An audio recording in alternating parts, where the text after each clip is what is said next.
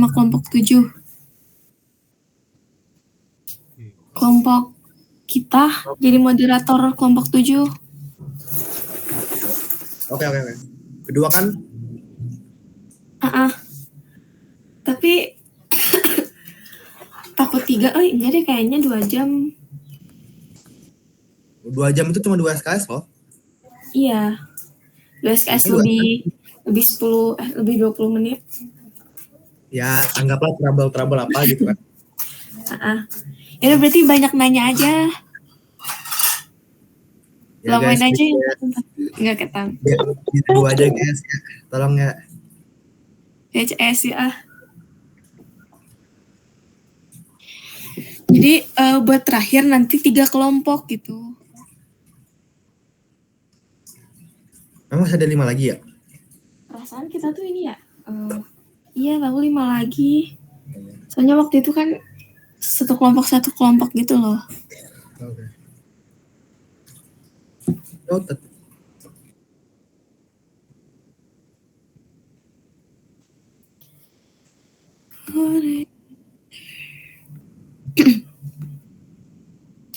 Kalian semangat gak?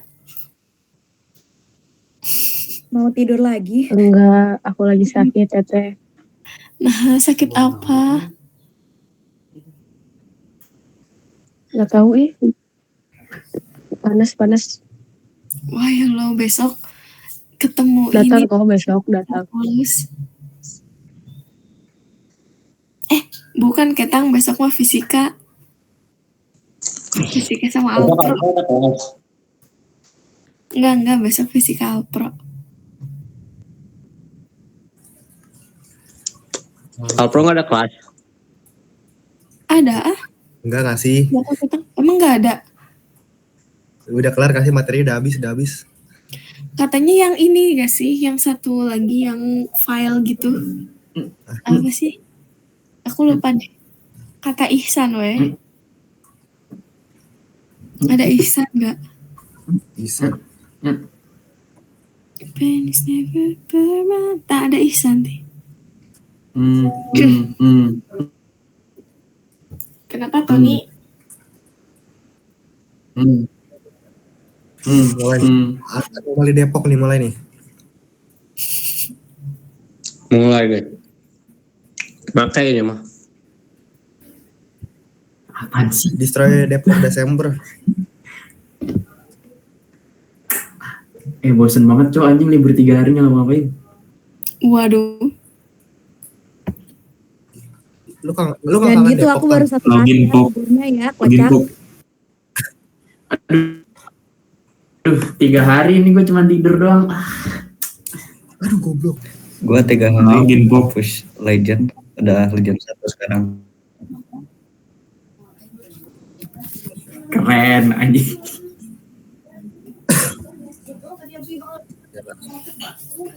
Screen time gue sampai 5 jam coba main ML.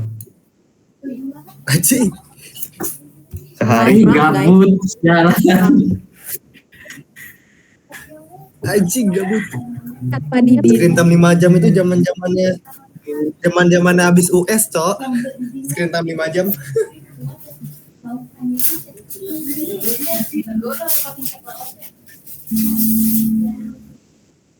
Ton sini Ton, tempat gua Ton. Sini Ton, tempat gua Ton. Hah? Tempat gua. Gue belum mandi, belum ngapa-ngapain gua. Mandi. Lu pikir gua udah mandi? Emang biasanya lo mandi kan? Gue masih berantakan. Gua baru bangun. Buset. Lah kita mah air sama sabun kita campur langsung keluar gitu. Air sabun, ya. Gue udah di mana lagi nih? Habib mana Habib? Sabunnya. Apa? Enggak keluar busanya Ton, gitu Ton. Enggak enak keluar busa. Mana Habib, Cok? Apa lu? Oh, itu dia tuh. Bib. Mungkin masih tidur. Mana ada gua tidur. Tungguin sejam. Gak bakal, santai aja.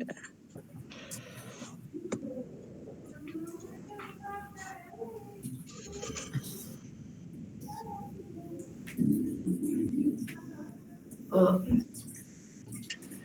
Itu yang Pandu kirim asli nggak, Co, di Bekasi? Arif mau pindah Bekasi katanya.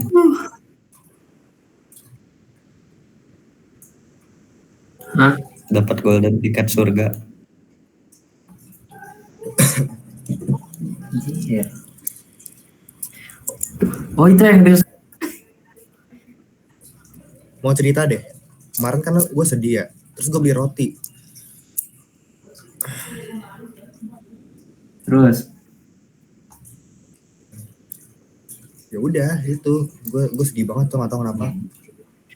Terus gue nemu tukang roti kan, beli gue roti. Iya benar, tukang roti bawa roti. Apa sih ngentot? Anjing kocak.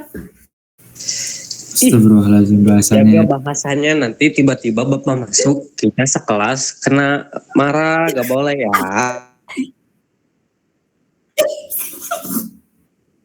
Sorry. Orang itu orang. Itu bukan gue. Nggak tahu siapa. Ada teman gue lagi di sini. Sorry. Oh gitu, iya gak apa-apa.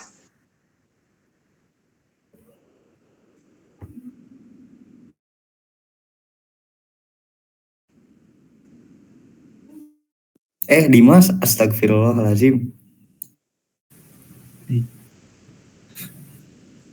Gimana ya?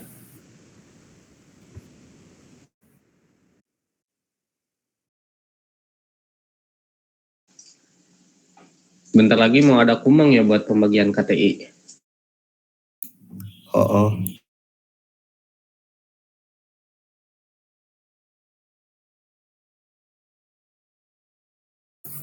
Kumang tuh tanggal 4 kan? Ya gak sih? Atau Tapi kapan sih? sumpah Kumang KTI jadi curiga tahu, nyebelin banget jadi curiga. Kenapa? Takut ada pergantian komdis ih. Maksud pergantian komunis.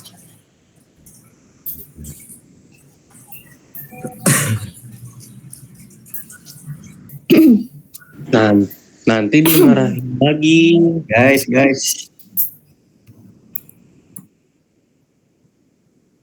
Enggak dimarahin. Kita kan gak macem-macem. Asal gak macem-macem. Iya, aku makan baik.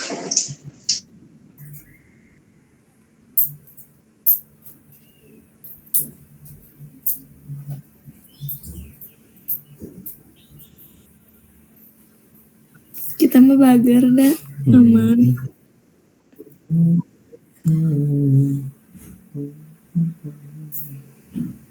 Kita baik. Jadi gak usah takut. Ingetin aja sama teman-temannya. Saling mengingatkan gitu. Dimas takut kumang nggak Dimas?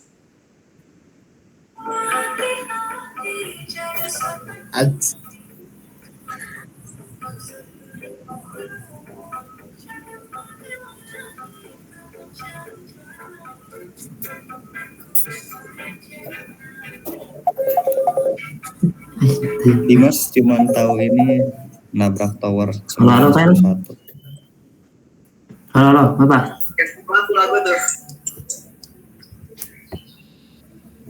Anjing, gue mic gue. Ini kan semua ya. Gue mic anjing.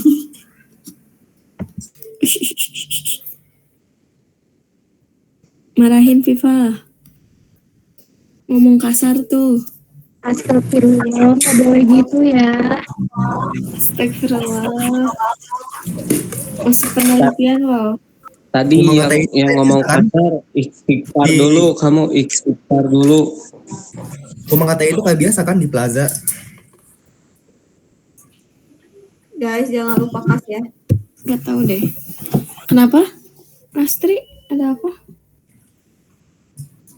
Suaraku kedengeran gak sih? Kedengar.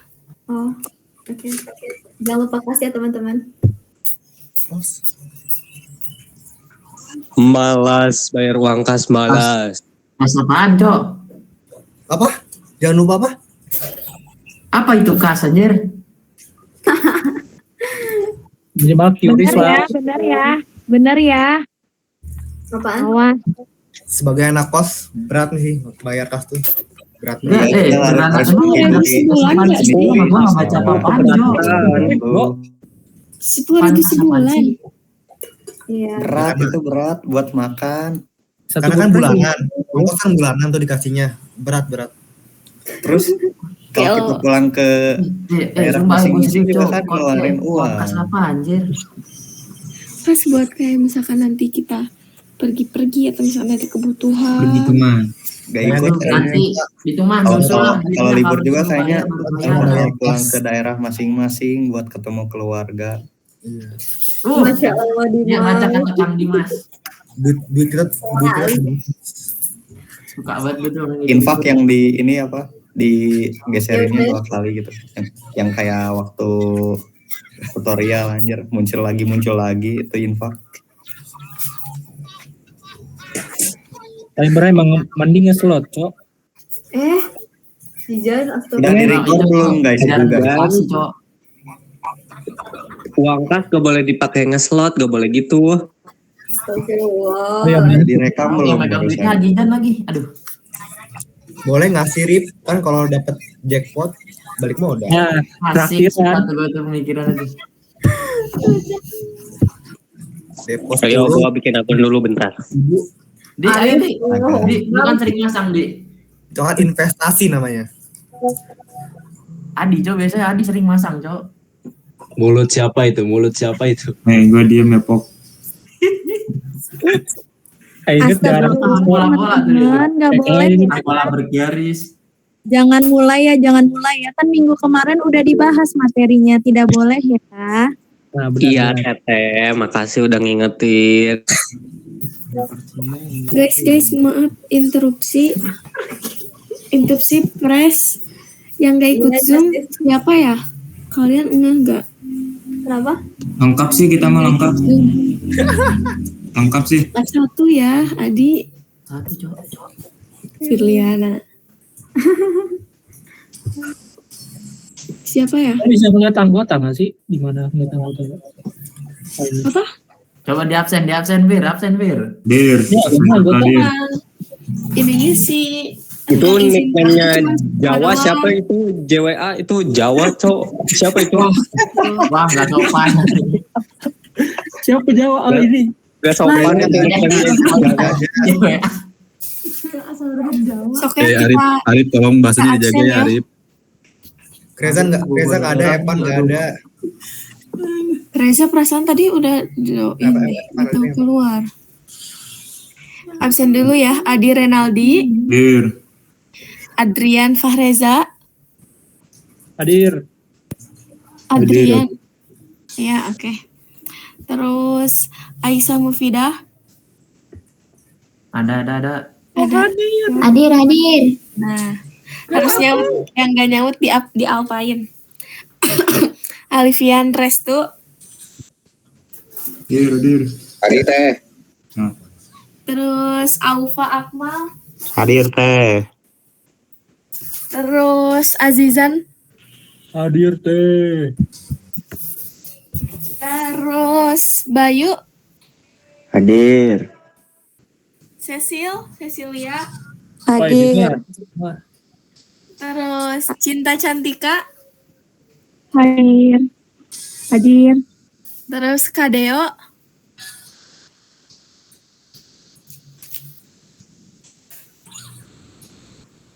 Itu yang lagi main ML join dong.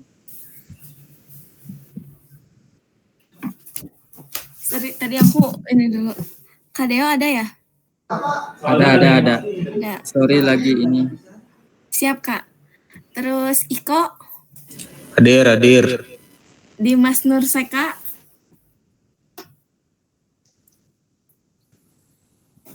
Dimas gak hadir? Alfain ah. Dir itu komen tuh. Dwi Bagus, Hadir. Neng Sulastri, Hadir. Ering, Hadir. Evandra, Ada. Fahmi Putra, Hadir. Fahrul Virgias, Hadir teh. Velio Timoti, Hadir. Fikri Rahman. Fikri ada Fikri. Hadir. Oke. Firly aku. Hawa. Hadir teh. Oke. Terus Kadek, Hadir. Irfan. Irfan mana? Hadir. Irfan. Hadir. Oke. Terus Johannes. Hadir. Terus Hovifah. Hadir Teh Firly. Siap. Kreza Fatan. Ketan. Tadi ada padahal. Oke, nanti deh di ini ya. Sebentar.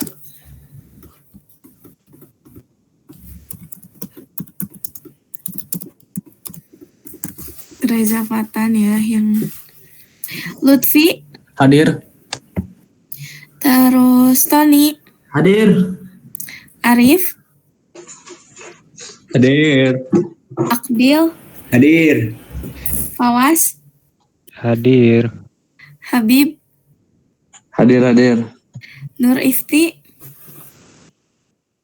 Nur Ihsan, Hadir.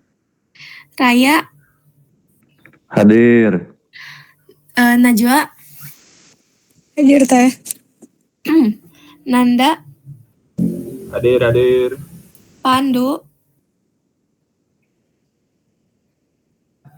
Pandu, perasaan tadi join. Tidur lagi meren Teh. Waduh, Pandu, gagal Meren. masuk. Pandu, Coba dibanguninnya sama Sukma. Sukmanya gak Sukma ada. bangunin bebeknya Sukma. Udah Sukmanya gak ada. langsung komen tuh hadir. Putri, Rar. Kais. Ada gak? Enggak ya? Kais. Gak ada, tah. Kais, terus Izin telat ya, Cok, lagi ML. astagfirullah. Rajendra. Hadir teh. Oke, Ryan ada Ryan. Hadir. Sukma gak ada. Widya, Hadir. Zahra hadir. Hadir teh. Siap, terima kasih.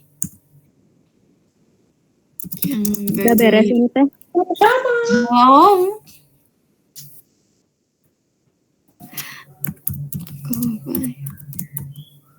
Siap, terima kasih banyak ya. Boleh ini Teh.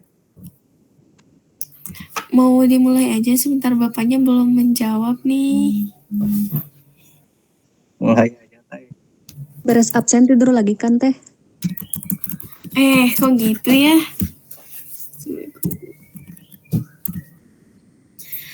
Bentar, ini tuh 43. Nah. Sukma ada. Tinggal Koi sama Alhamdulillah. Alhamdulillah. Boleh teman-teman yang tolong di follow up. Siapa? Koi sama Ketan.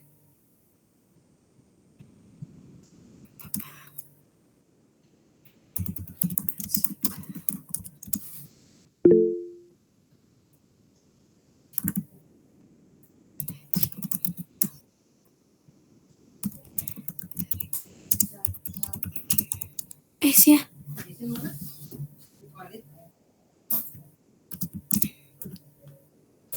Mana sih? Waduh, bentar. Cepat pulang.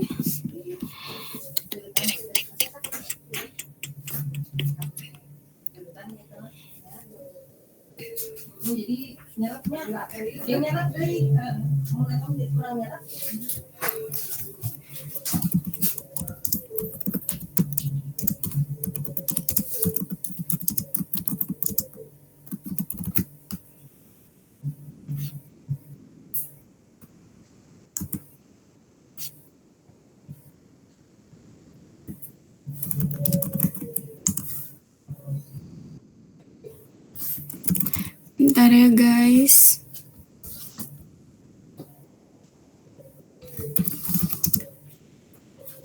Kita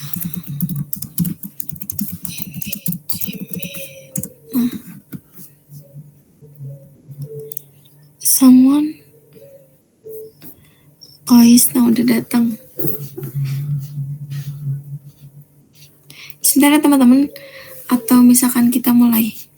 Fir, Kais hadir, Fir. Ya, siap, sudah. Kak Chandra, checklist 1 guys. Apa kita mulai aja sambil nunggu Bapak? Gimana nih untuk kelompok 3? Aku mau on cam deh sebentar, tapi malu ih. On cam dong guys, please. Boleh sih kalau mau sekarang. Apa? Iya boleh aja kalau mau sekarang. Bentar, ini apa ini? Azizan apa ini? Klarifikasi karena berkata kasar. Oh gitu ya.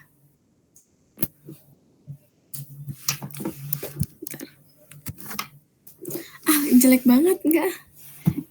On cam guys, on cam aja Viva. Coba on cam deh, on cam. Bentar, aku cuman ganti dulu backgroundnya gitu. Atau apa ya? Gini deh. Ayo guys on cam. Nah, tapi pelan banget. Izin gak on cam please, belum mandi. Oke. Aman. Oke teman-teman. Aku chat dulu aja dulu sih bapaknya ya. Izin Bapak untuk mengefisien. Gimana sih? Gimana sih guys? Tolongin aku dong. Efisiensi. Efisiensikan waktu. Saya izin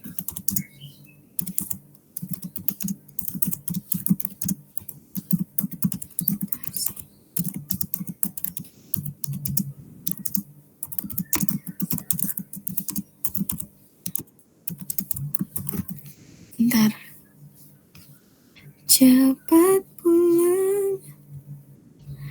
Bentar, ini siapa yang mau join? Oh enggak deh.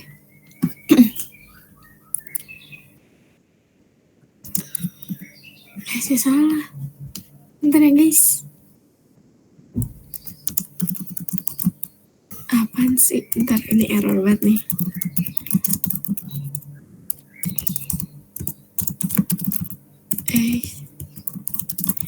Baiklah sebelumnya.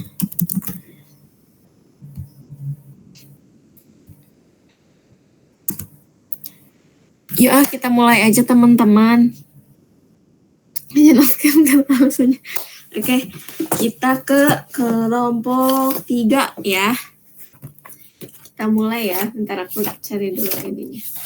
Nah, kelompok 3 yaitu Widya, Fahmi, Bagus, Ihsan, dan Lutfi. Hadir tidak teman-teman? Hadir. Yuk langsung mulai gaskan. Moderatornya dari kelompok 7 ya. Iya. Si Jojon, Johannes. Sudah kong kalingkong. Sudah. Assalamualaikum. Waalaikumsalam. Masya Allah Jo. Masya Allah. Masya Allah. Aku mau di pantai ya. Asli. Ihsan jangan gitu Ihsan. Langsung press. Izin press. Silakan faksi 1. Asik. Keren banget PPT-nya. Ya. kepada kelompok 3, yaitu Widya, Fahmi, Bagus, Ihsan, dan juga Lutfi, saya silahkan.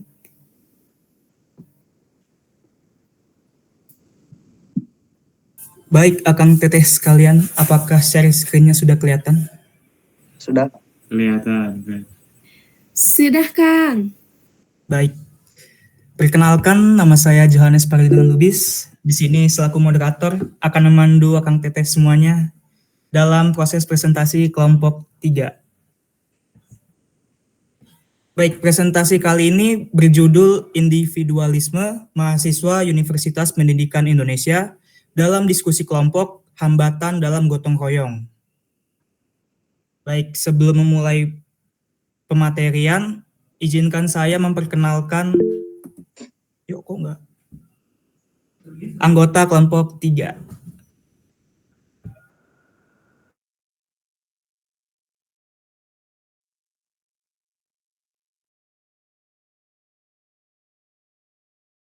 Oke, di sini kelompok 3 beranggotakan yang pertama Dwi Bagus Raditya Pasya, Fahmi Putra Lesmana, Lutfi Fitriyadi, Muhammad Nur Ihsan Al-Kautsar, dan Widya Puspa.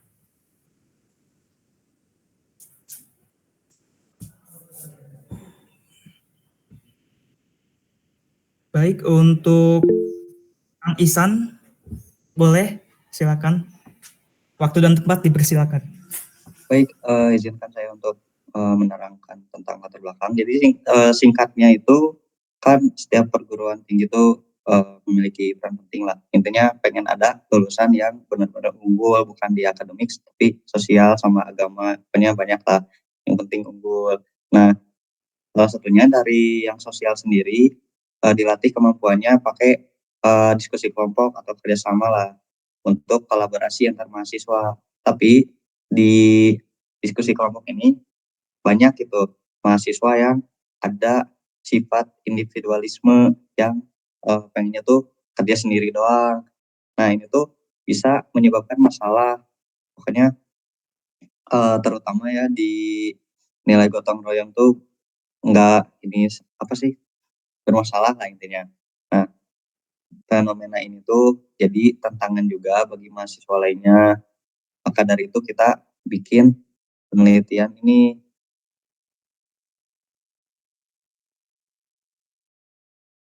Silakan, lanjut saja.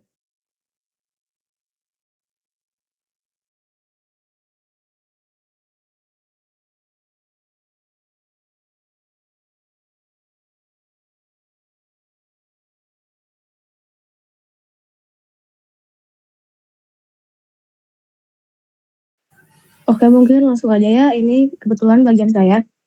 Nah, teman-teman bisa dibaca ya secara garis besarnya itu masalah yang dibahas dalam penelitian ini tuh muncul karena kerja kelompok nggak berjalan dengan baik.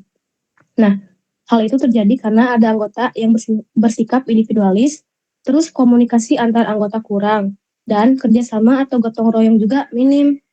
Nah, untuk biar penelitian ini lebih fokus, pembahasannya dibatasin cuman pada sifat individualisme mahasiswa UPI, khususnya mahasiswa tingkat 1 atau angkatan 2025, dan gimana sifat itu ngaruh ke kerjasama mereka saat ngerjain tugas kelompok. Jadi, penelitian ini dibuat biar lebih terarah dan nggak melebar ke hal-hal yang di luar topik utama. Sekian.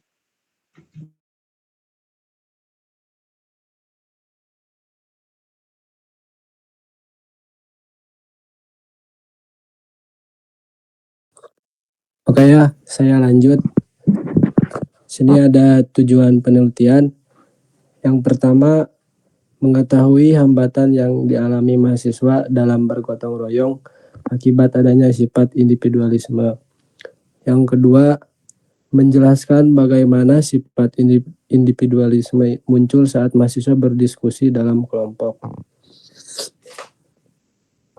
Yang ketiga, menganalisis sejauh mana sifat individualisme memengaruhi dan menghambat nilai gotong royong antar mahasiswa. Boleh di next slide. Di sini ada metode penelitian.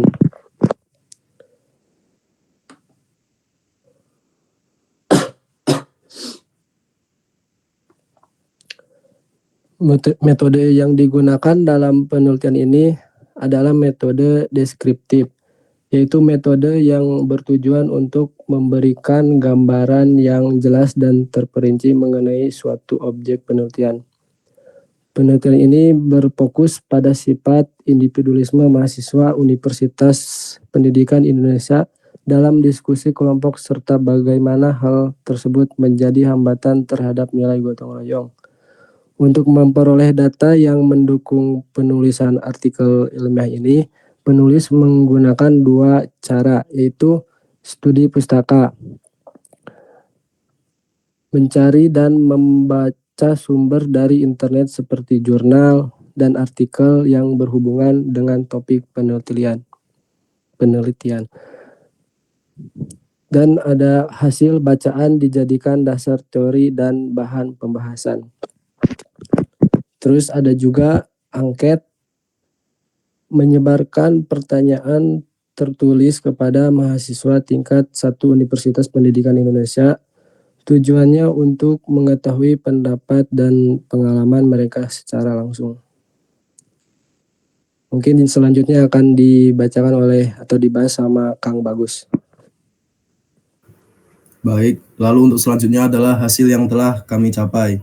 Nah, berdasarkan metode penelitian angket yang telah dibahas tadi, kami telah menyebarkannya dan telah memperoleh subjek penelitian yaitu mahasiswa Universitas Pendidikan Indonesia tingkat 1 sejumlah 22 mahasiswa. Nah, angket ini sendiri menggunakan metode deskriptif untuk memperoleh data mengenai individualisme dalam mahasiswa Universitas Pendidikan Indonesia tingkat 1 dalam diskusi kelompok. Lalu untuk fakultas asal dari responden sendiri cukup variatif dengan total ada 22.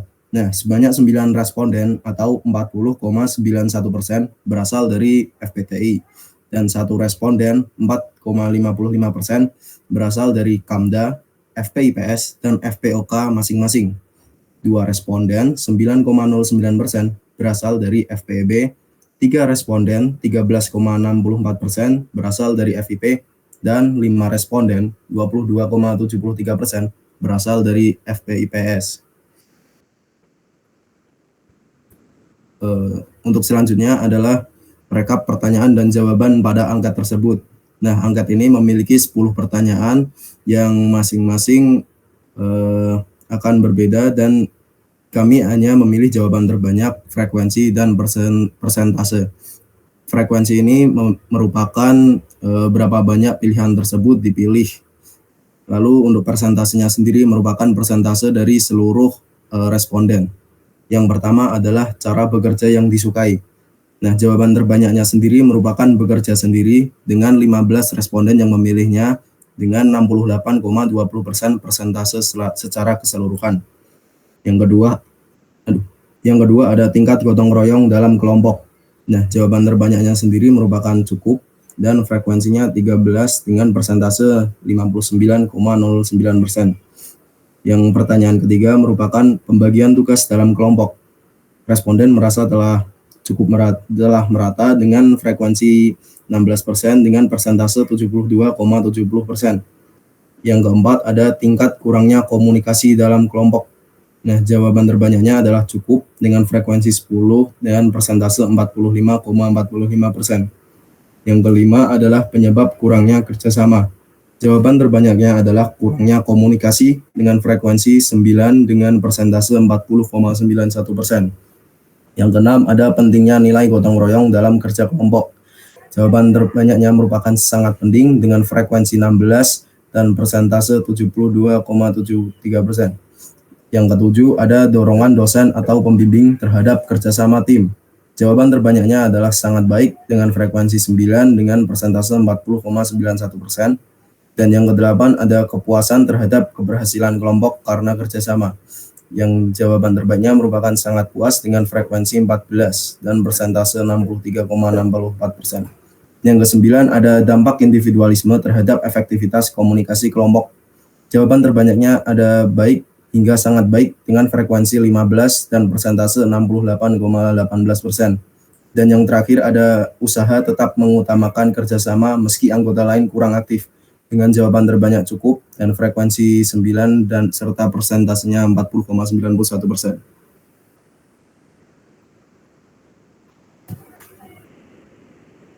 Jadi di bagian diskusi dan analisis ini kita bisa melihat kalau sikap individualis di mahasiswa tingkat 1 itu masih cukup kerasa ya teman-teman. Mereka sebenarnya tahu dan paham kalau kerja kelompok itu penting, tapi pas sudah turun ke tugas yang benar-benar tugas itu, banyak yang tetap milih fokus sama bagian mereka sendiri gitu. Jadi kerja barengnya nggak terlalu kerasa. Terus selain itu komunikasi juga masih jadi masalah utama. Walaupun tugas sudah dibagi nih, tapi kalau komunikasinya minim, yang terjadi malah gak sinkron gitu. Ada yang masih nunggu arahan dan ada yang bingung mau mulai dari mana karena nggak ada koordinasi yang jelas. Terus dari situ juga kelihatan banget kalau kombinasi antara individualis dan kurang komunikasi itu bikin kerja kelompok jadi kurang solid gitu. Kalau dua hal ini bisa dibenerin, entah lewat komunikasi yang lebih sering atau kesadaran buat kerja bareng, hasilnya pasti bakal jauh lebih efektif. Terima kasih.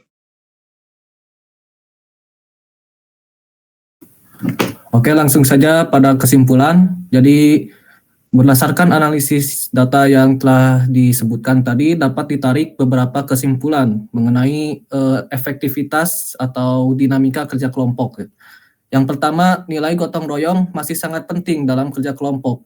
Nah, jadi pada mahasiswa tingkat 1 itu mereka merasa bahwa nilai gotong royong itu berasa sangat penting. Tetapi dalam kerja kelompok, mereka merasa puas ketika kelompok berhasil sebagai hasil kerja bersama. Yang kedua, hambatan terbesar dalam pelaksanaan gotong royong dalam kerja kelompok yang teridentifikasi adalah kurangnya komunikasi yang efektif. Yang ketiga, budaya individualisme dianggap sebagai penghambat utama efektivitas komunikasi antara anggota kelompok. Yang keempat, terdapat kesenjangan yang jelas antara pentingnya kerjasama dan pelaksanaannya di lapangan, yang menunjukkan bahwa eksekusi kerjasama belum optimal, meskipun faktor eksternal seperti pembagian tugas relatif mendukung. Bisa next slide.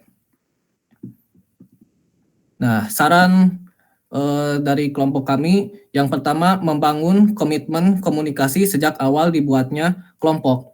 Nah, seperti menetapkan aturan dari awal, lalu menetapkan ketua kelompok dan lain-lain. Yang kedua, menetapkan koordinator atau ketua kelompok. Yang ketiga, intervensi pembimbing, khususnya dosen dalam pembuatan kelompok. Mangga, moderator.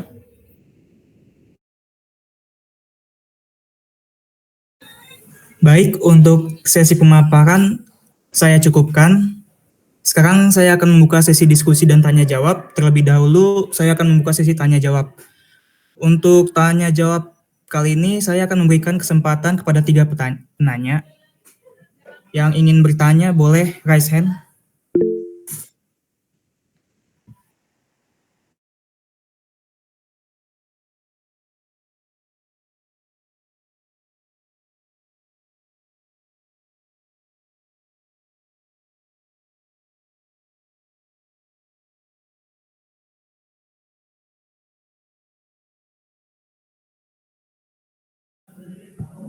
Baik, untuk Teh Kofifa dipersilakan pertanyaannya apa? Baik, sebelumnya yang mau aku tanyain itu kan seperti yang tadi udah disampaikan kan kebanyakan kita tuh hanya membagi tugas dan tapi komunikasi antar kelompoknya itu kurang. Jadi kita memang bekerja sendiri-sendiri, cuman si tugas kelompok itu tuh dibagi-bagi kan. Nah, semisal itu tidak efektif, tetapi setiap anggota nih sama-sama memiliki kesibukan masing-masing yang berbeda, di mana memang tidak memungkinkan untuk kerja kelompok secara langsung dan komunikasi yang berlangsung lama gitulah. Apalagi ketika si pengumpulan deadline-nya ini tidak panjang. Jadi misal cuman seminggu atau 3 hari kan kadang ada ya. Terus kan nggak mungkin dong kita nunggu buat kumpul bareng buat bahas. Itu menurut pandangan dari kelompok kalian itu gimana?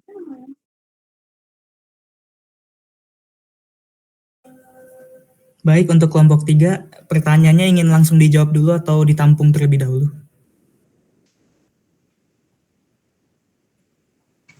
Tampung dulu aja, Kang. Baik. Oke, untuk penanya kedua, Kang Ryan, dipersilakan. Oke, ini izin bertanya, bagaimana cara menghindari individualisme atau egois diri sendiri agar supaya tujuannya tercapai? Terima kasih.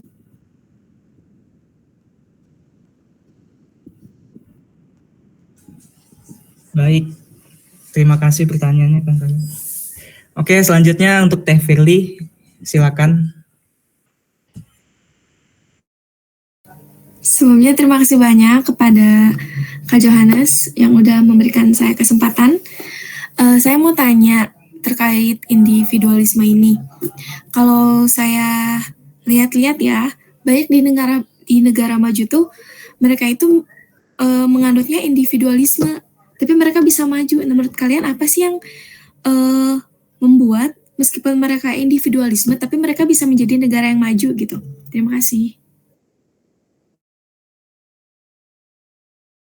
Baik. Untuk Kang Dimas dan Kang Alip, maaf tapi sesi tanya jawab saya cukupkan untuk 3 orang saja. Terima kasih. Aman, Jo.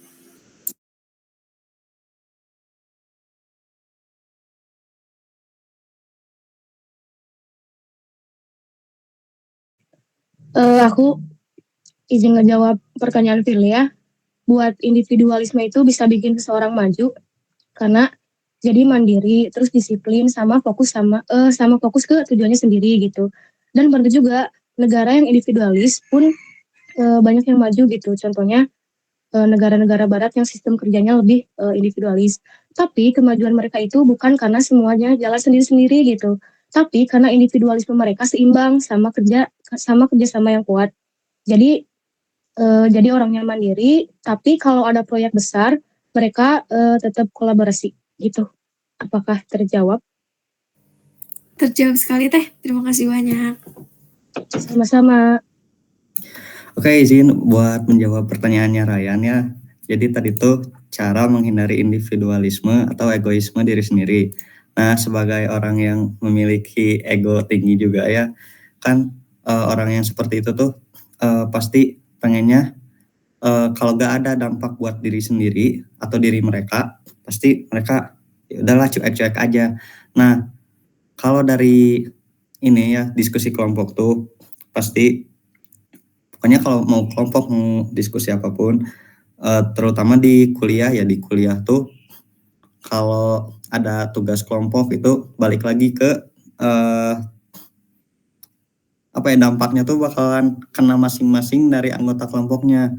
Jadi diusahain buat yang egonya tinggi atau individualisme itu tuh harus ditanemin gitu di pikiran mereka tuh. Kalau misalkan mereka nggak kerjasama, nanti tujuan kelompoknya nggak tercapai. Kalau tujuan kelompoknya nggak tercapai, nanti dampaknya bakal kembali ke masing-masing. Misal kalau ada tugas kelompok nih, misal Alpro nih misalnya yang project, kalau misalkan cuek nih si salah satu orang yang bikin, ntar udahlah biarin nanti juga ada yang ngerjain. Nah, nanti sisa anggota kelompok yang lainnya tuh ngerjain sendiri gitu kan. Nah, kalau misalkan ngerjain sendiri gitu tuh nggak bakalan optimal dibanding yang orang seluruh anggota kelompoknya kerjasama. Kenapa? Karena kalau yang seluruh anggota kelompoknya kerjasama nanti pasti kalau misal ginilah, kayak ada satu orang yang menyampaikan pendapat, aku konsepnya mau kayak gini yang A, nanti pasti di orang yang lainnya juga bakalan ngasih saran juga atau kritik lah. Kalau yang konsep A tuh kayaknya kurang baik, nanti gimana kalau misalkan kita nambahin ini. Nah, otomatis kalau misalkan kita berdiskusi gitulah, seluruh anggota kelompoknya berkontribusi, nanti tuh optimalnya dari masukan-masukan tersebut. Nah, kalau misalkan kita dari tujuannya tercapai dengan optimal, maka si dampak ke kita sendirinya juga bakalan optimal. Dibanding kalau misalkan gak optimal tuh ya ibaratnya kayak project tadi, kalau yang udah dapat masukan-masukan kan misal dapat nilai 100 ya yang seluruh anggotanya kontribusi dibanding yang ngerjain sendiri kan siapa tahu banyak kesalahan tiba-tiba nilainya 50. Nah, si anggota kelompok yang cuek tadi juga bakalan kena itu 50-nya.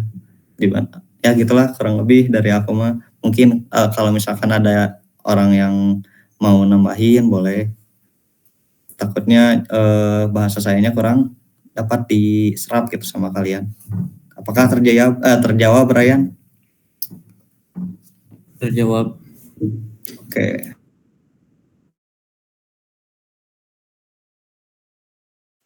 Oke, mungkin saya lagi ya mau ngejawab yang pertanyaan Viva. Kalau misalkan kita jarang ketemu atau komunikasinya kurang, terus jadwalnya kurang pas gitu buat kita diskusi secara langsung, solusi yang paling logis ya kita bisa pakai platform online kayak Discord atau Google Meet atau bisa juga kita pakai Zoom dan lain-lain lah. Soalnya ini sama kayak kelompok saya juga, karena kita jadwalnya emang kurang pas buat diskusi secara langsung, akhirnya kita memilih untuk diskusi terus revisi bareng, pokoknya nyatuin pendapat-pendapat dari anggota kelompok, terus ngerjain tugas barengnya kita pakai Discord gitu. Apakah terjawab? Siap, terjawab. Oke, terima kasih. Oke, baik. Sesi tanya jawab saya cukupkan. Di sini saya akan membuka sesi diskusi. Untuk Akang Tete yang ingin memberikan saran dan masukan, boleh silakan raise hand terlebih dahulu.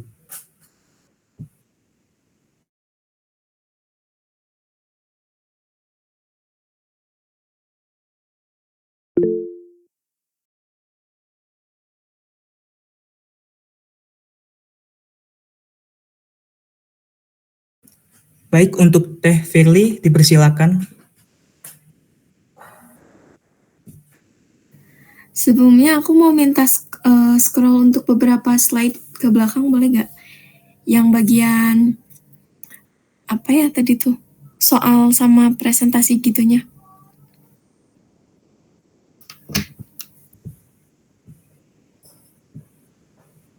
Nah, yang ini. Itu yang nomor 9 kan dampak individualisme terhadap efektivitas komunikasi kelompok.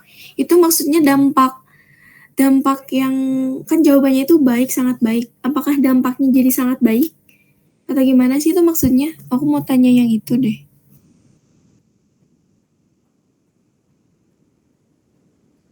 Yang nomor 9.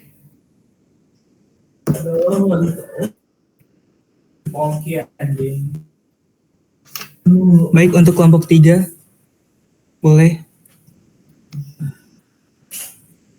Mungkin izin jawab ya, kemungkinan besar itu human error kita dalam pengolahan data ya. Jadi dari dampak ini tuh mungkin, jadi baiknya itu adalah berpengaruh. Jadi kayak baik sampai sangat baik tuh jadi berpengaruh. Kalau diganti tuh kayak berpengaruh sampai sangat berpengaruh gitu. Terima kasih. Izin menambahkan dari Isan juga. Jadi kan di angkat kami itu ada 5 pilihan. Nah, itu tuh ada 5 skala. Jadi baik dan sangat baik itu sebenarnya skala 4 sampai 5. Jadi benar kata Isan, mungkin human error kita sebaiknya mungkin buruk dan sangat buruk. Terima kasih. Oke, baik. Jadi bisa paling nanti direvisi di bagian itu aja ya. Oke, baik Teh. Terima kasih masukannya. Siap. Sama.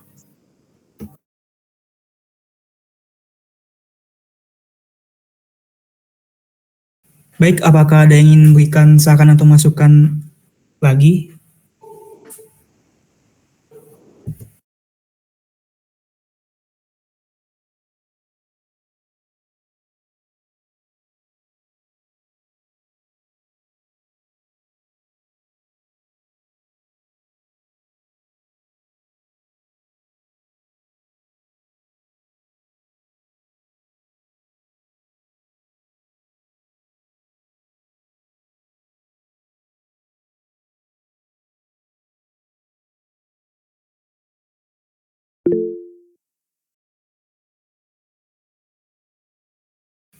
Baik, untuk Kang Alif, boleh?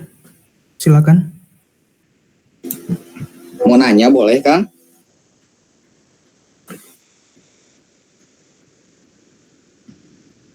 Untuk kelompok 3 bagaimana? Iya, boleh. Oke, boleh Kang Alif, silakan. Oh iya.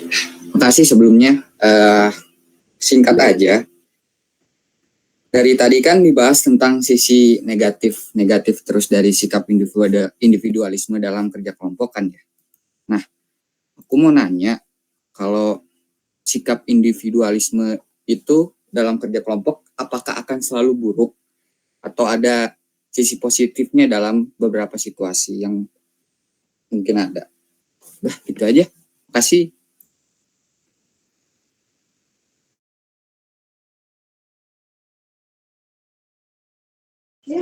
Oke, izin menjawab. Enggak selalu buruk kok, tapi individualisme ini dalam kelompok itu nggak otomatis negatif. Yang bikin buruk itu kalau individualismenya itu sampai nggak mau komunikasi gitu, nggak mau koordinasi dan jalan sendiri tanpa ngasih kabar ke orang-orang anggota kelompoknya. Itu baru bikin sih kelompoknya itu berantakan. Nah, tapi kalau individualismenya dalam sisi positifnya ini ada, kayak mandiri, terus inisiatifnya tinggi, terus mereka tuh cepat kerja gitu dan tanggung jawabnya bagus, justru bisa bikin kelompok jadi lebih efektif gitu. Makasih.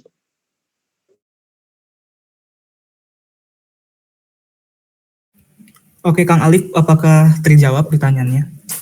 Terjawab, sangat terjawab. Baik. Terima kasih sebelumnya. Untuk Kang Dimas, ingin memberikan saran dan masukan atau bagaimana? Oke, kayaknya saya mau nanya aja ya, karena ini mungkin kasus yang cukup sering terjadi, bahkan mungkin aja emang sering terjadi nih. Jadi di kelompok ini kan ngebahas tentang individualisme di kerja kelompok. Nah, ini sering banget terjadi nih, ketika ada orang yang individualis tuh karena kelompok mereka gitu, karena kelompok mereka tuh kayak gak ngajak dia, makanya si orang itu tuh jadi individualis. Nah, buat kalian nih, gimana sih sarannya biar kelompok tersebut tuh bisa kolaboratif, karena mungkin dari kelompoknya sendiri aja udah dari awal gak mau dia tuh jadi kolaboratif, jadi ada orang yang individualis. Gitu aja paling. Makasih.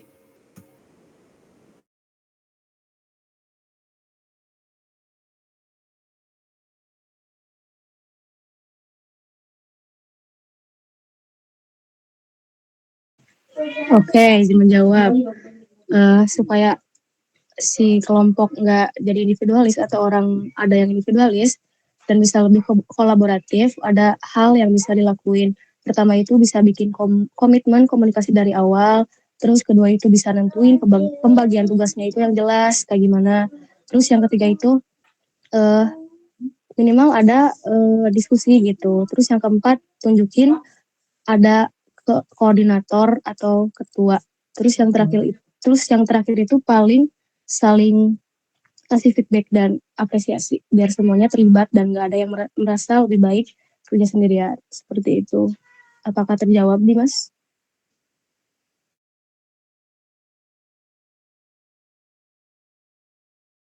Mungkin agak kurang menjawab ya, soalnya yang saya tekankan tuh si kelompoknya tuh kan dia udah dari awal gitu gak mau nerima seorang itu. Sedangkan solusi yang tadi itu kayak mereka tuh emang udah mau gitu. Mungkin ada solusi lain kan? Widya, boleh dijawab. Ya, bentar. Kalau dari awal kelompok itu udah gak mau nerima si orang ini, berarti itu jadi tantangan besar ya. Makanya yang perlu ditekankan dari awal banget itu kesepakatan bareng nih. Misalnya semua orang harus bisa saling ngedengerin, nggak ada yang sok dominan dan semua ide minimal diapresiasi dulu gitu sebelum ditolak. Kalau sikap tertutup itu dibiarkan, kelompok pasti jadi individualis kan, karena mereka nggak ngerasa didengar gitu. Akhirnya kan milih kerja sendiri-sendiri gitu. Makanya penting banget nih dari awal bikin aturan komunikasi itu.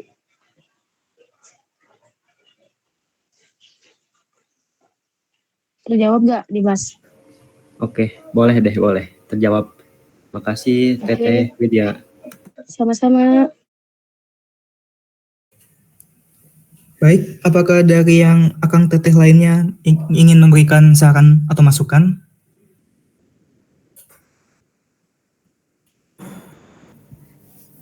Aku mau dikit deh, boleh Kang? Boleh Teh, silakan.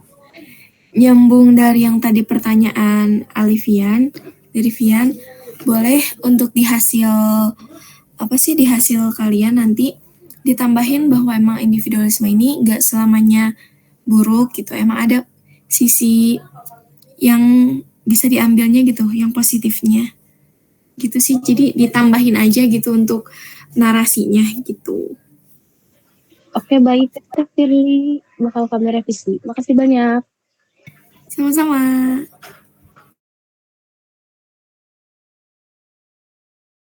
Baik, dari Akang Teteh lainnya, apakah ada yang ingin memberikan saran dan masukan lagi?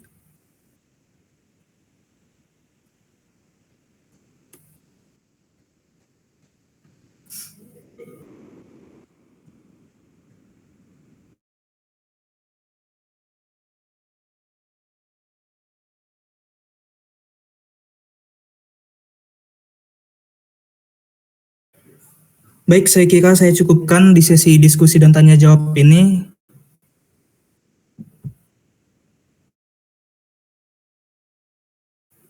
Sekian presentasi dari kelompok 3. Saya selaku moderator pamit undur diri. Terima kasih. Terima kasih banyak Kak Johannes. Dan juga kepada seluruh kelompok 3 yang sudah berpresentasi mengenai hasil penelitiannya ya, seperti itu. Lalu selanjutnya bakal ada presentasi dari kelompok 7. Untuk kelompok 7 bagaimana? Apakah sudah siap?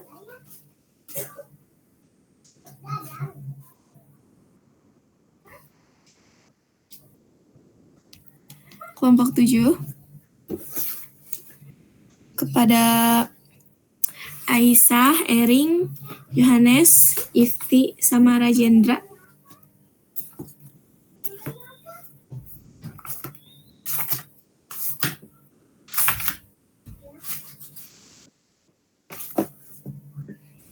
Sudah Teh? Sudah Teh, sudah siap. Sudah siap. Saya share screen-nya dulu ya. Sebentar. Nah.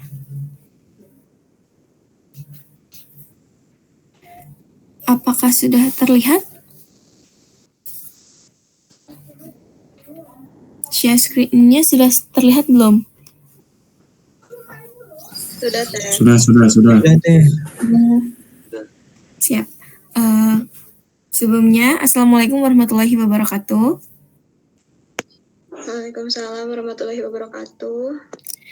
Saya Firly dari kelompok 8 selaku moderator dari untuk kelompok 7. Di sini untuk kelompok 7 ada anggotanya yaitu Aisyah Mufidah, ada Ering Juang Persada, ada Johannes Perlindungan Lubis, ada Muhammad Nur Ifti Horudin, ada Rajendra Syah Farel Akbar, yaitu penelitiannya mengenai pelanggaran hak asasi manusia dalam praktik bullying, refleksi nilai Pancasila pada generasi muda, mengenali, mengatasi, dan mencegah. Kepada kelompok 7 saya silahkan.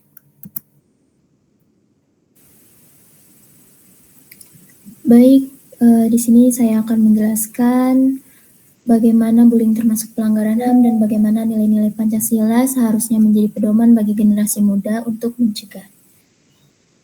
Sebenarnya, bullying masih sering terjadi, bukan hanya di sekolah, tapi juga di kampus. Bentuknya bisa verbal, fisik, hingga pengucilan. Dampaknya besar, mulai dari turunnya kepercayaan diri sampai depresi.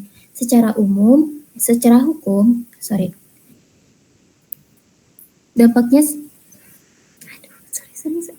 dampaknya serius, bisa mulainya turunnya kepercayaan diri sampai depresi. Jenisnya yaitu yang pertama ada bullying verbal, yang kedua ada bullying fisik, dan yang ketiga ada secara psikologis atau non-verbal, Dan yang keempat adalah bullying sosial atau pengucilan. Oke, next slide.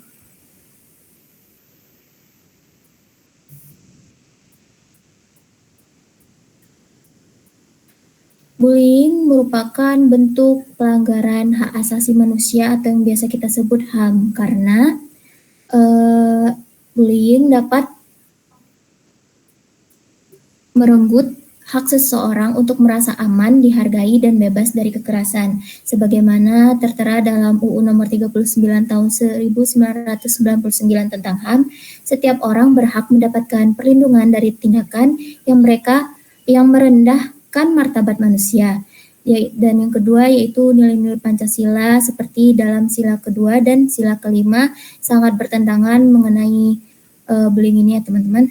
Dan yang ketiga yaitu Komnas HAM yang kampus wajib menciptakan lingkungan bebas diskriminasi dan perundungan. Oke, next slide.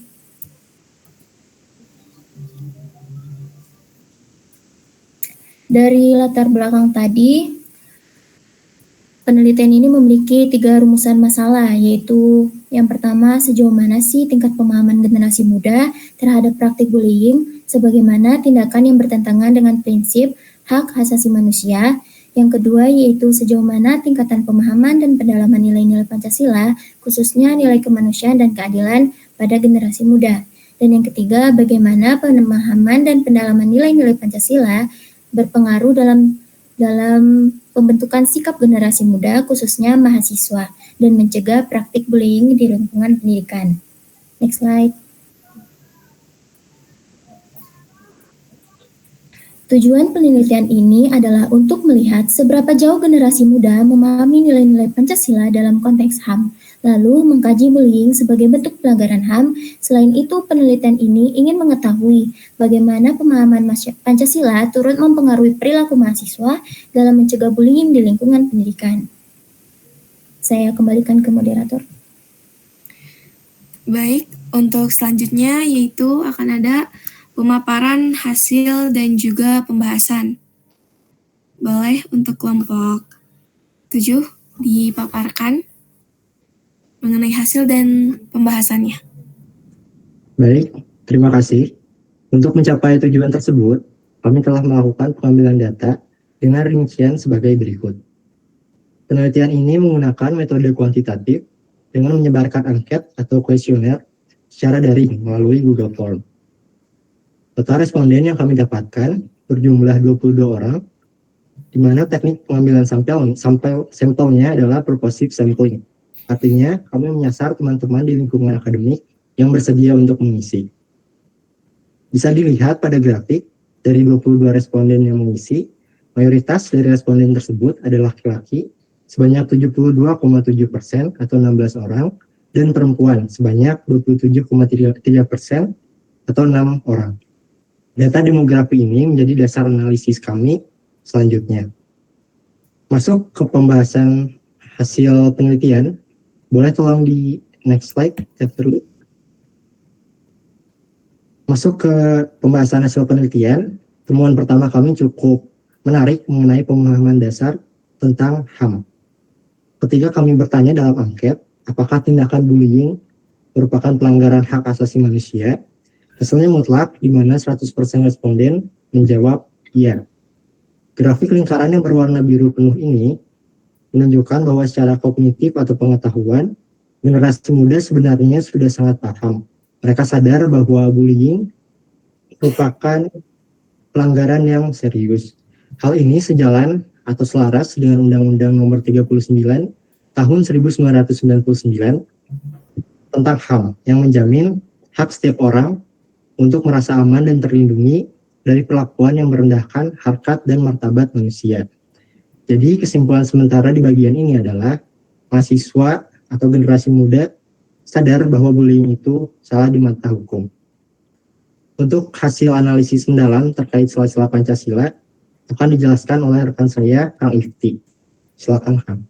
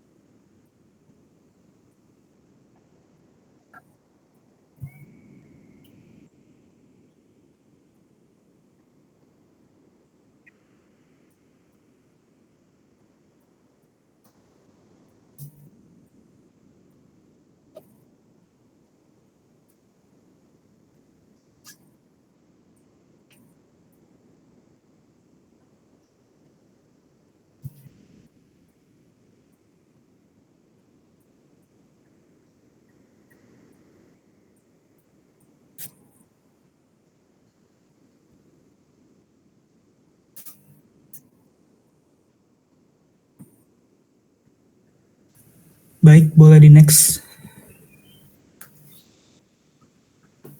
Oke. Pada bagian ini adalah bagian penting dari hasil penelitian kami, yang melihat bagaimana pemahaman teori poin A dan B muncul dalam sikap nyata untuk mencegah bullying. Di sini kita bisa melihat adanya perbedaan dan kontradiksi yang cukup besar. Secara teori, responden memberikan jawaban sesuai, di mana kami memberikan pertanyaan. Menurut Anda, perilaku perundungan di kalangan generasi muda menunjukkan pemahaman nilai-nilai Pancasila yang masih lemah. Dan semua responden, yaitu 100%, yang terdiri dari 59,1% sangat setuju dan 40,9% setuju. Dengan ini, kami menyimpulkan mereka setuju bahwa bullying menunjukkan pemahaman Pancasila yang kurang baik. Lalu di pertanyaan selanjutnya, kami memberikan pertanyaan, membiarkan perundungan terjadi di sekitar kita sama saja dengan tidak peduli pada nilai kemanusiaan yang diajarkan Pancasila yang berkaitan dengan sila kedua, di mana 50% responden menjawab sangat setuju, 40,9% setuju, dan 9,1% menjawab sangat tidak setuju.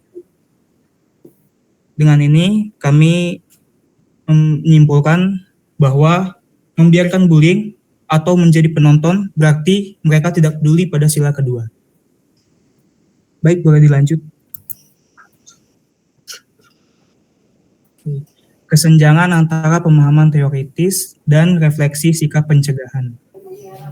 Namun responden mulai ragu ketika dihadapkan pada situasi nyata. Walaupun mereka memiliki pandangan yang sama secara teori, ketika ditanya, apakah Anda bersedia melaporkan tindakan bullying? Hanya 77,3% atau 17 responden yang menjawab iya. Sebanyak 22,7% atau 5 responden lainnya memilih menjawab mungkin atau tidak. Angka 22,7% ini menunjukkan adanya keraguan untuk bertindak, sehingga menunjukkan bahwa pemahaman akan nilai kemanusiaan tidak selalu terwujud menjadi sebuah keberanian untuk campur tangan atau ikut melapor.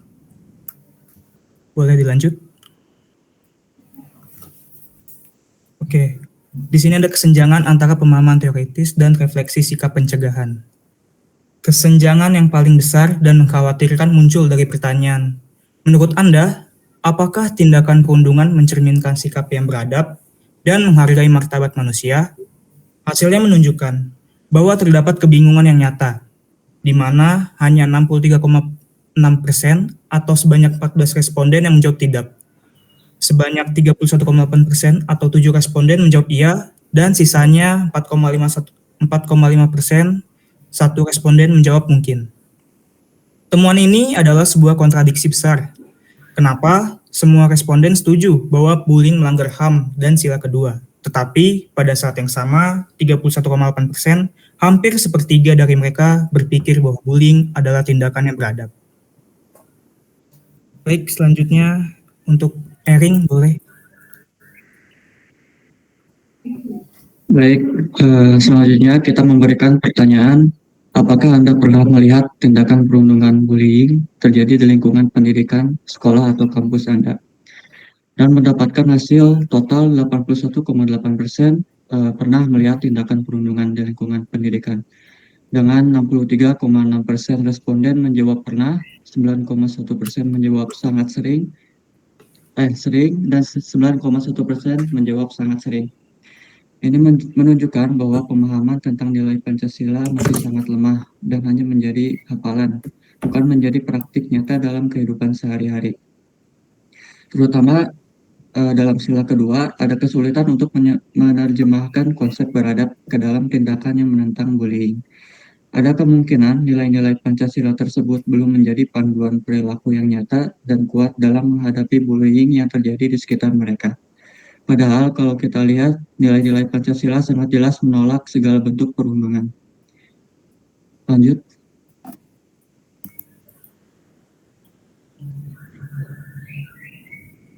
Berdasarkan pemaparan data dan analisis kita, ada beberapa kesimpulan yang bisa kita ambil. Yang pertama, ada tindakan. Nilai-nilai Pancasila masih bersifat kognitif dan normatif, belum sepenuhnya diwujudkan dalam tindakan sosial yang aktif menentang bullying. Yang kedua adalah pemahaman nilai-nilai Pancasila. Pemahaman nilai-nilai Pancasila tergolong kuat, terutama pada sila kedua, ketiga, dan kelima, di mana seluruh responden setuju bahwa bullying bertentangan dengan nilai kemanusiaan, persatuan, dan keadilan sosial. Yang ketiga, ada pemahaman mahasiswa tentang bullying sebagai pelanggaran HAM. Tingkat pemahaman mahasiswa tentang bullying sebagai pelanggaran HAM sangat tinggi, yaitu 100%, menunjukkan kesadaran moral dan hukum yang baik. Boleh lanjut. Yang keempat, ada ragu melaporkan kekeliruan. Terdapat kesenjangan antara pengetahuan dan tindakan. Sebanyak 22,7 responden masih ragu untuk melaporkan bullying, dan 31,8% memiliki pemahaman yang keliru tentang makna beradab. Lalu yang terakhir ada perlu diarahkan. Pendidikan Pancasila perlu diarahkan pada penguatan karakter, keberanian moral, dan empati sosial melalui pembelajaran berbasis pengalaman atau experiential learning, serta kegiatan reflektif yang menumbuhkan keberanian bertindak sesuai nilai kemanusiaan. Saya lanjut.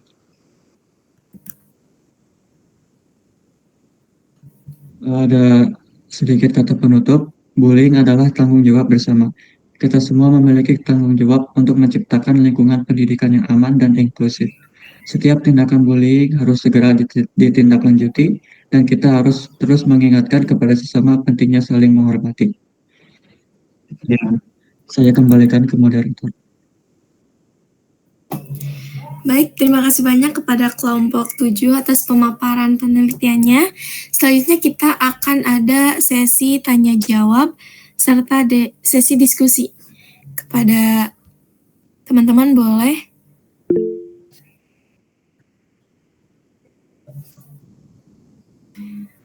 ada yang mau bertanya lagi? Baik, untuk itu kepada Teh Putri, saya persilahkan dahulu. Terima kasih Teh Firly atas kesempatannya. Izin memperkenalkan diri, nama saya Putri Ayu Dahlian Nenggolan dengan NIM 2501785. Ingin bertanya, sebelumnya teman-teman udah tahu kan kasus Timothy di Universitas Udayana Bali?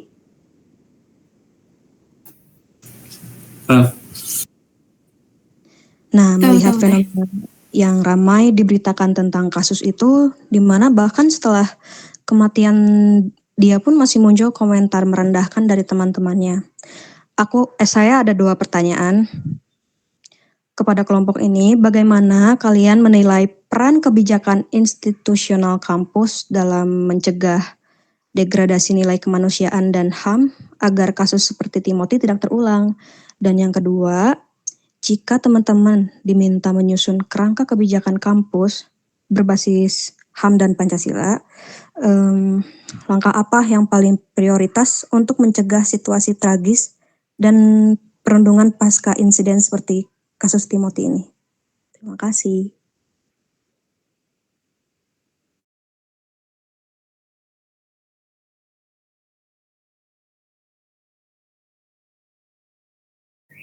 Boleh untuk kelompok 7 apakah akan langsung dijawab atau di kolektif dahulu?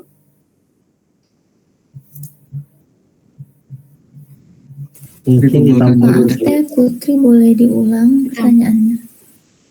Boleh untuk Teh Putri, katanya untuk diulang dahulu untuk pertanyaannya. Boleh sayang. Bentar ya.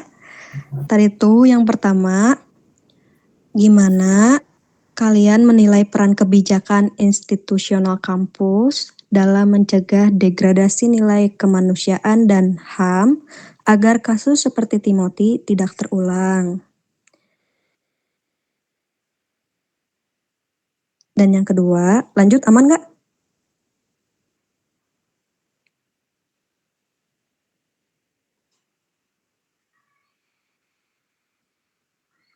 Gimana Teh Aisyah, aman? Aman? Pertanyaan pertama?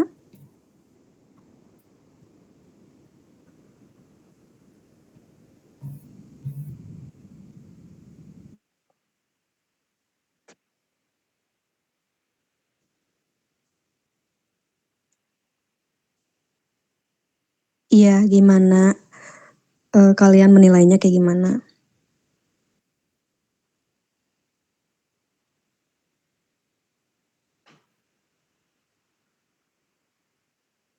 Aman untuk pertanyaan ke satunya? Biar lanjut ke yang keduanya ini.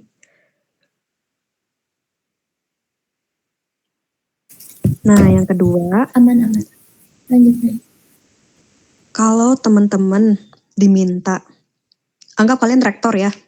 Nah, kalian diminta menyusun kerangka kebijakan kampus berbasis hak asasi manusia dan Pancasila yang tadi, langkah apa yang paling prioritas untuk mencegah situasi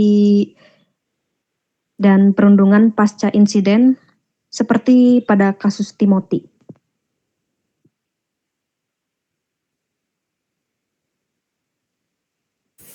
Oke, Teh Puyu, terima kasih atas pertanyaan. Boleh kita tampung dulu? Boleh, terima kasih ya atas kesempatannya.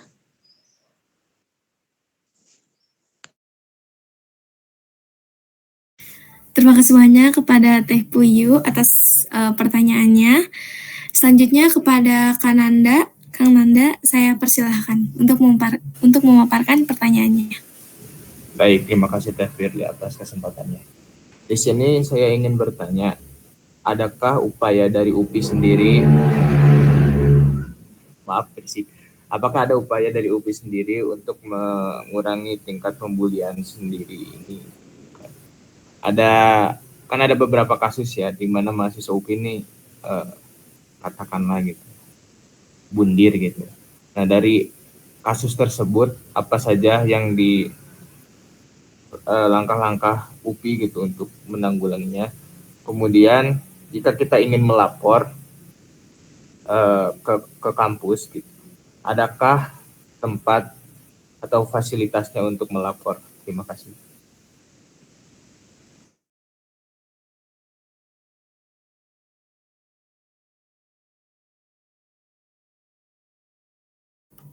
Bagaimana kelompok 7? Apakah sudah jelas mengenai pertanyaan dari Kang Nanda?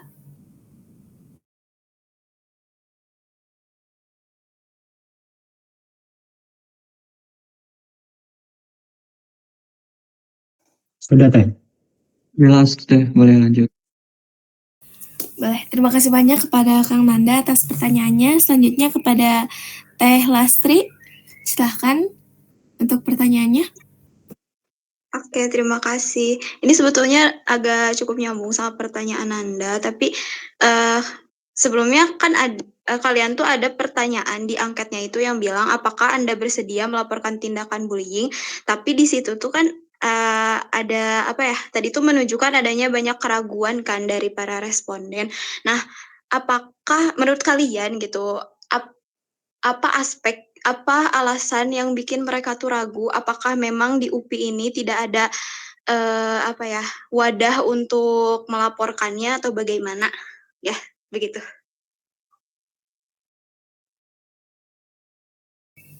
Baik, terima kasih banyak kepada Teh Lastri. Kemudian akan saya lempar kepada kelompok 7 untuk menjawab pertanyaan dari Teh Puyu, Kang Nanda, dan juga Teh Lastri. Kepada kelompok 7, saya silahkan.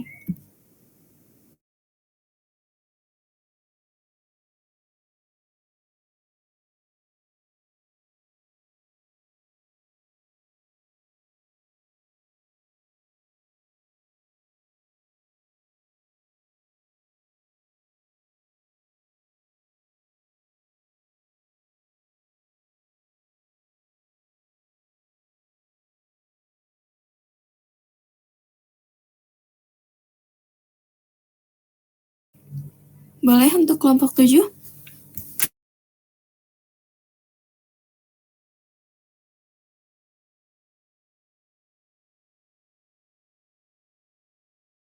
Baik.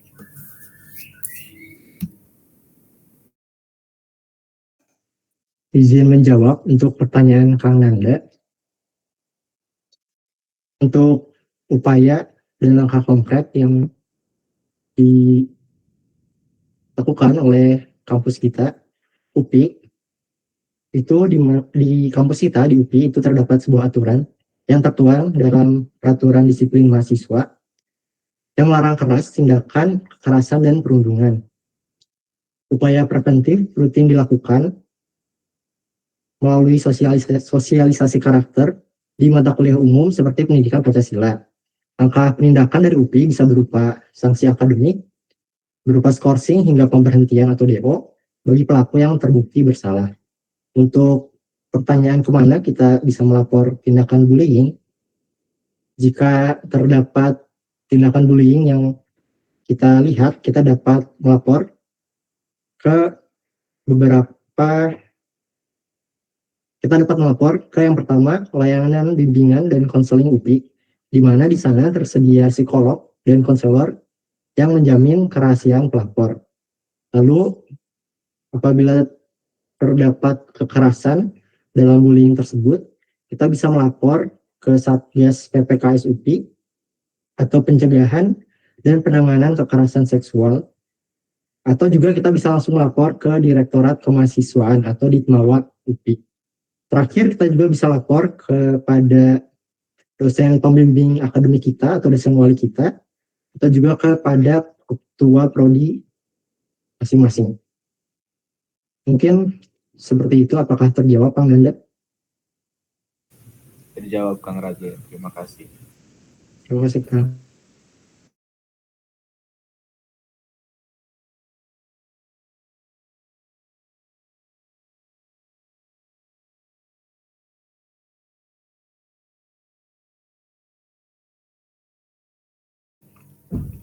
Baik, tinggal untuk pertanyaan dari Teh Puyu dan juga Teh Lastri.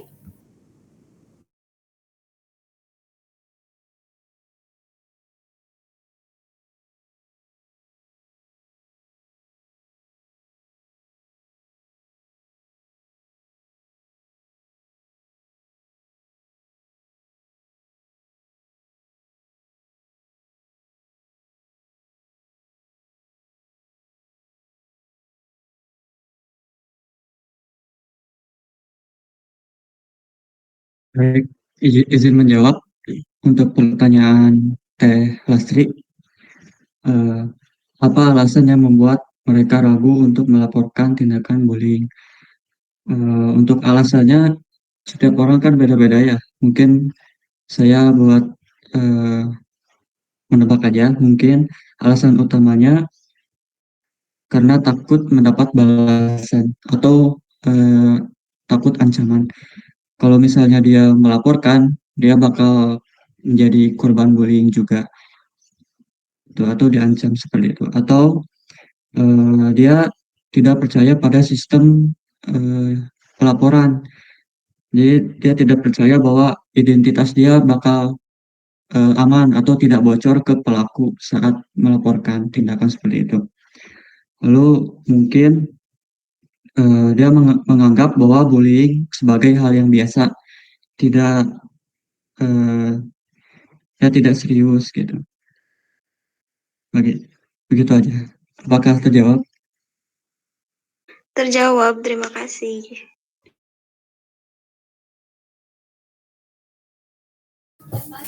Baik, selanjutnya untuk pertanyaan dari Teh Puyu.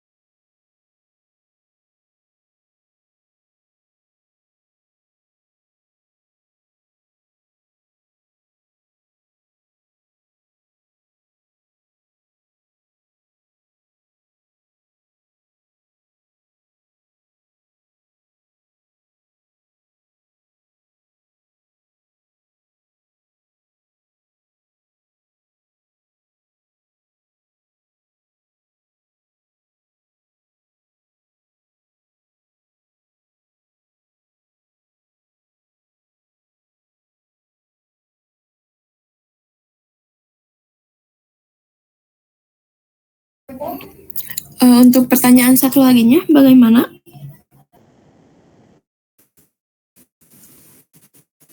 Baik, tambahkan ya dan izin menjawab untuk pertanyaan satu. Emang kemarin itu lagi marak banget tentang kasus Timothy. Setelah kematiannya masih banyak muncul tindakan merendahkan dari pelaku. Ini nih mungkin menunjukkan bahwa budaya empati di kampusnya masih lemah, bukan hanya sebagai individu pelaku yang bermasalah, tetapi lingkungan sosial kampusnya juga terbukti belum berhasil membentuk karakter yang saling menghargai. Ini menjadi bukti bahwa kebijakan anti-bullying sebelumnya kurang efektif dalam peraturan yang ada di kampus tersebut. Yang kedua, bagaimana menilai kebijakan kampus dalam menangani kasus itu. Seperti yang kita tahu beritanya bahwa ada langkah awal yang diambil kampus tersebut, seperti memberikan skorsing ya kalau tidak salah. Gimana sih memberikan, gak langsung diberhentiin gitu.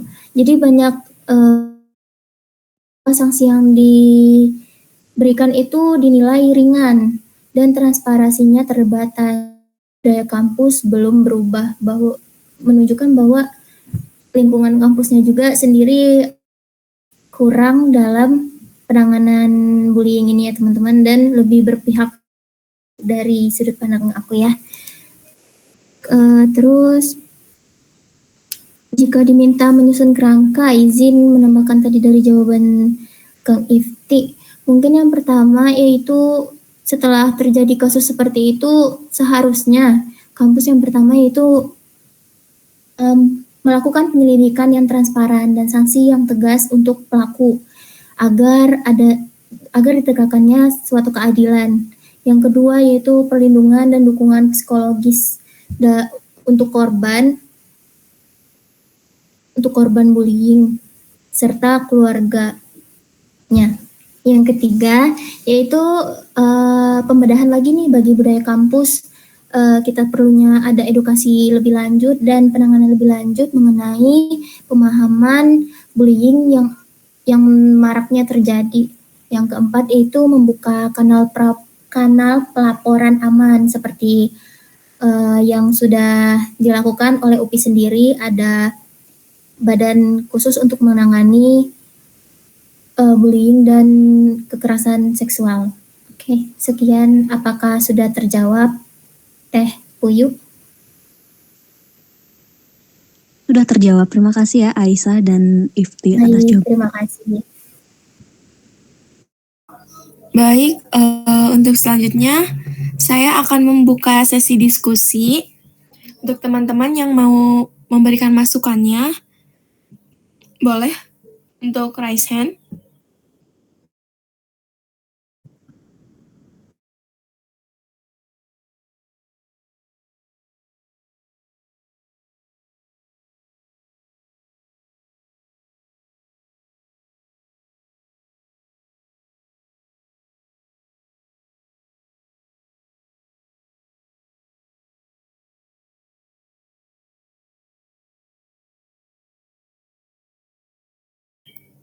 Boleh teman-teman? Apakah Teh Lastri mau menambahkan lagi? Atau bagaimana? Enggak. Maaf.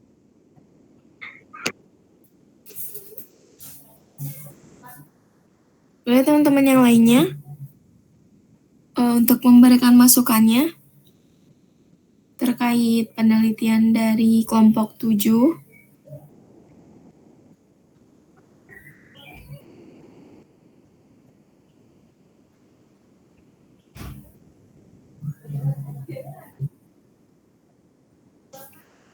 Dicukupkan saja.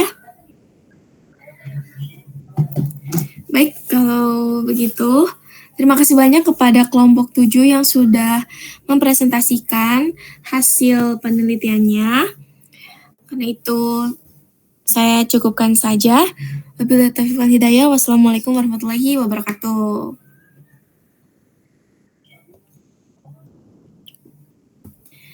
Setelah ini, saya kembalikan kepada Pak Dadi untuk memberikan masukannya terhadap 2 presentasi kami. Kepada Bapak saya silahkan. Ya, baik, terima kasih Firliana ya sudah memimpin jalannya diskusi hari ini. Mohon maaf tadi Bapak ada keperluan mendadak ya. Nah, barusan Bapak menyimak ya apa yang sudah dipresentasikan oleh kedua kelompok. Nah, cuman yang kelompok pertama tadi Bapak tidak menyaksikan dari awal ya. Nah, untuk yang kelompok kedua Bapak komentari ya. Tadi terkait bullying ya, Firliana ya. Ya, ini terkait bullying ini sekarang memang marak terjadi ya. Nah, dan dianggapnya ketika ada perasaan ini juga ya, ketika kita berkomentar, oh ya, kamu mau ngebully. Nah, jawaban dari pelaku itu, kamu mau baper. Nah, ini masih banyak terjadi seperti itu ya. Jadi dianggap bahwa ngebully itu ya hal biasa gitu. Nah, di sini perlu diluruskan memang ya, usahakan kita tidak membuli orang lain gitu ya. Nah, kemudian mudah-mudahan di kelas ini tidak ada ya. Coba nanti kalian cek di Instagram ya, itu ada namanya UPI Mengejar Mimpi ya, akun UPI Mengejar Mimpi. Nah, itu kan isinya mahasiswa yang ketiduran kemudian dipoto di share ke sana. Nah, menurut Bapak itu bentuk bagian dari bully juga ya, karena itu kan istilahnya privasi juga ya, dan hal yang malu juga gitu. Bahkan Bapak pernah lihat ke akunnya ada yang ketiaknya itu kelihatan gitu. Nah, itu kan kurang sesuai gitu ya, kurang sesuai dengan konsep nilai-nilai Pancasila gitu ya. Nah, kemudian bisa nggak nih dari prodi kalian nanti ke depannya ya, nyambung nggak apabila di media sosial atau di internet itu ketika ada orang yang berkomentar negatif, bully itu langsung kedetek gitu.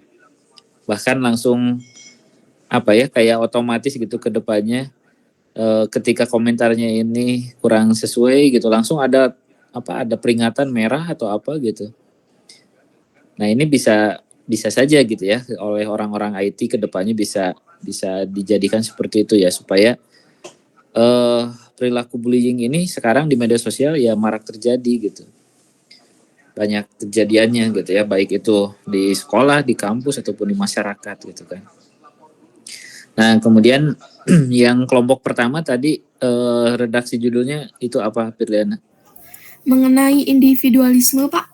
Oh, individualisme ya. Nah, ini memang kenapa terjadi individualisme? Karena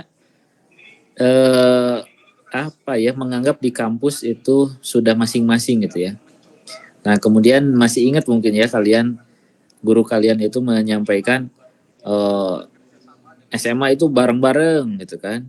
Nah, kemudian kuliah itu sendiri-sendiri, individualis. Nah, ini memang perlu diluruskan ya. Kita kan negara Pancasila ya, yang berlandaskan pada nilai-nilai Pancasila. Khususnya sila ketiga di sini ada Persatuan Indonesia ya. Nah, itu kan menunjukkan bahwa kita itu bisa bersama-sama ya, bisa kompak gitu, ada memiliki semangat persatuan gitu kan. Jadi tidak individualis ya. Nah, ini di kelas mudah-mudahan tidak terjadi ya, Firly ya, dan teman-teman yang lain, karena kalian harus bersama-sama ya, lulus masuk bareng dan lulus bareng gitu. Nah, mungkin itu ya komentar dari Bapak untuk dua kelompok penyaji. Barangkali mungkin cukup saja ya untuk pertemuan hari ini. Tinggal berapa kelompok lagi, Firly, yang belum presentasinya? Kita tinggal 3 kelompok lagi, Pak. Oh, 3 kelompok lagi ya. Oke. Yeah. Nah, mudah-mudahan nanti bisa bisa selesai segera gitu ya, karena sudah sebentar lagi. Baik, Pak. Sebelumnya mau tanya, Pak, apakah nanti Jumat kita akan mengadakan perkuliahan lagi? Insya Allah ya, karena ini kan pertemuan ini pengganti Jumat kemarin ya, betul ya? Nah, betul Pak. Ya, nanti Bapak kondisikan ya. Siap, Terima kasih banyak Pak. Ya, oke, mungkin cukup saja ya karena sebentar lagi mau sholat. Terima kasih atas perhatiannya. Mohon maaf apabila ada hal yang tidak berkenan. Akhirul kalam, assalamualaikum warahmatullahi wabarakatuh. Waalaikumsalam warahmatullahi wabarakatuh. Terima kasih Bapak. Terima kasih Bapak. Terima kasih Bapak. Terima kasih Bapak. Baik teman-teman, terima kasih banyak yang sudah hadir. Dan juga Bapak terima kasih banyak. Karena itu untuk perkuliahan hari ini saya cukupkan saja. Wassalamualaikum warahmatullahi wabarakatuh. Waalaikumsalam warahmatullahi wabarakatuh. Terima kasih Teteh. Terima kasih. Terima kasih. Thank you.